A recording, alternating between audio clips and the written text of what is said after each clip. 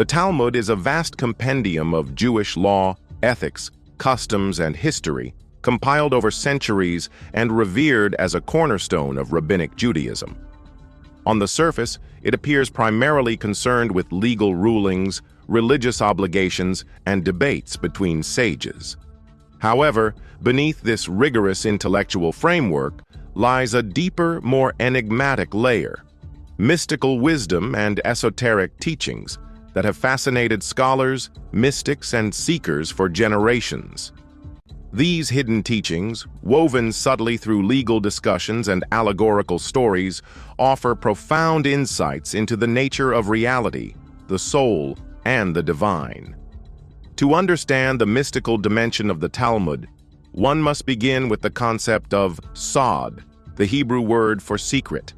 In classical Jewish tradition, knowledge is categorized into 4 interpretive levels known by the acronym Pardes: Pshat, literal; Remez, hint; Drash, homiletic; and Sod, mystical, secret. The Talmud often functions on all these levels simultaneously.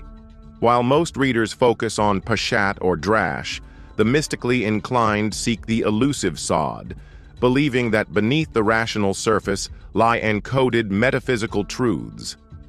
One of the most famous Talmudic passages pointing toward mystical experience is the story of the 4 sages who entered the Pardes, Chagiga 14b.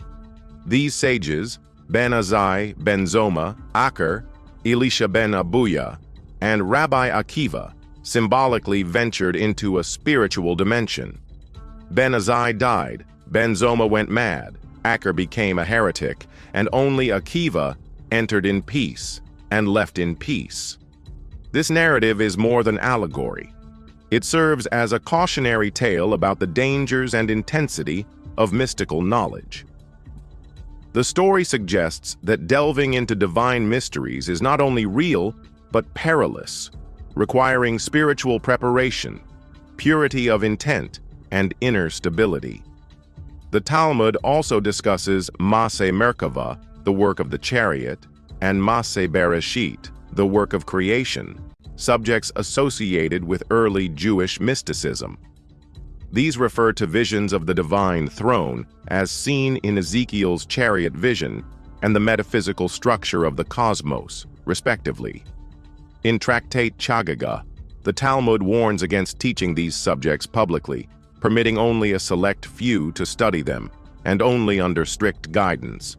The cryptic and guarded references imply that such knowledge was both potent and dangerous, reserved for the spiritual elite. Embedded within halakhic, legal discussions are allegories and tales that mystics interpret as containing veiled spiritual truths. For instance, debates about the dimensions of the temple, the purity of vessels, or the timing of rituals are sometimes seen as metaphors for cosmic structures, spiritual vessels, or the soul's ascent. According to Kabbalistic thinkers, such as the 13th century sage Nachmanides, Ramban, the Torah, and by extension, the Talmud, contains layers of encoded spiritual meanings that align with divine truths. The figure of Rabbi Shimon bar Yochai, Rashbi, is particularly important. Though not exclusive to the Talmud, he appears prominently in both the Talmud and later mystical texts, especially the Zohar, the foundational work of Kabbalah. Rashbi is portrayed as a master of esoteric knowledge, often engaging in cryptic dialogues about the nature of God and the cosmos. According to tradition, he and his son hid in a cave for 13 years to escape Roman persecution, during which they achieved profound mystical enlightenment. Stories of Rashbi found in the Talmud, such as the miraculous spring and carob tree that sustained them, are read mystically as allegories for divine sustenance and spiritual isolation. The angelology and demonology found in the Talmud also point to a hidden mystical layer. The Talmud speaks of angels who accompany individuals, heavenly courts that mirror earthly events, and spiritual entities that can influence human behavior. In Barakot 6a, We learn that when 10 people pray together, the divine presence rests among them, and in Sanhedrin 38b, the Talmud discusses the angelic hosts that God consults. These glimpses into unseen realms resonate with later Kabbalistic elaborations, where the celestial hierarchy becomes a detailed map of divine emanations. Furthermore, Talmudic sages exhibited an awareness of numerology, gematria, and letter mysticism, techniques central to later Kabbalistic systems. Gematria involves interpreting words based on the numerical value of their Hebrew letters, revealing hidden relationships and meanings. For example, the Hebrew word for life, chai, has the value 18, making it a number of great spiritual significance in Jewish tradition. Though not systematically applied in the Talmud, these numerical allusions appear in Aggadic, narrative passages, and foreshadow later mystical interpretations. Some teachings hint at reincarnation, Gilgul Neshamot, a belief system more commonly associated with Kabbalah, but with roots traceable to Talmudic literature. For example, certain punishments or life circumstances are sometimes framed as consequences of a previous soul's actions, though these references are often subtle. The mystical tradition expanded on this idea, portraying the soul's journey through multiple lifetimes as a process of spiritual rectification. The Sefer Yetzirah, one of the earliest mystical texts in Judaism, though not part of the Talmudic corpus, was deeply studied by Talmudic sages and later commentators. Its teachings on the 32 paths of wisdom, the creative power of Hebrew letters, and the Sephirotic structure of the universe are believed to be implicitly reflected in Talmudic teachings. The influence of Sefer Yetzirah within Talmudic era thought shows that esoteric ideas were circulating and sometimes being encoded into discussions that appeared mundane or legalistic. The Talmud also contains discussions on dreams and prophecy, often blurring the line between psychology and divine communication. In Tractate Barakot, there's an extended analysis of dreams, dream interpretation, and their potential to convey truth. Rabbi Yohanan is quoted as saying that a dream which is not interpreted is like a letter which is not read, suggesting a latent message awaiting discovery. Dreams are treated as portals into a liminal space where divine truths may surface. This aligns closely with mystical traditions, which view dreams and visions as valid paths to higher awareness. An often overlooked mystical aspect of the Talmud is its emphasis on intent, kavanah. While the legalistic side of Judaism emphasizes action, mitzvot, mystical interpretations stress the inner intention behind those actions. Talmudic discussions sometimes reference the importance of joy, reverence, and inward focus during prayer and ritual. This paved the way for the Hasidic movement centuries later, which drew on Talmudic and Kabbalistic teachings to develop a spirituality based on heartfelt devotion and divine connection. One cannot ignore the Talmud's influence on the structure of Kabbalah, especially the idea of the Sephirot, the 10 divine emanations through which God interacts with the world.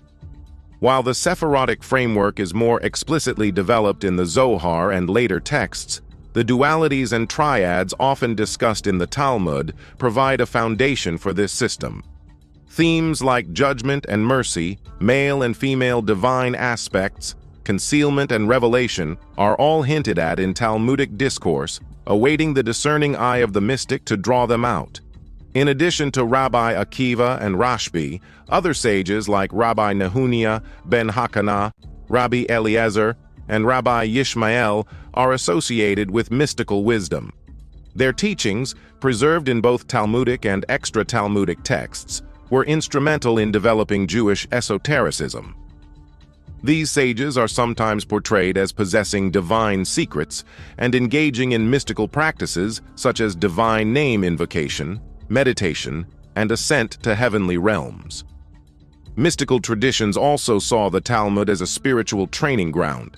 The intense mental discipline required to navigate its dialectics was viewed as a means of refining the soul, preparing the mind for higher truths. In this view, the Talmud is not just a legal document, but a veiled mystical path.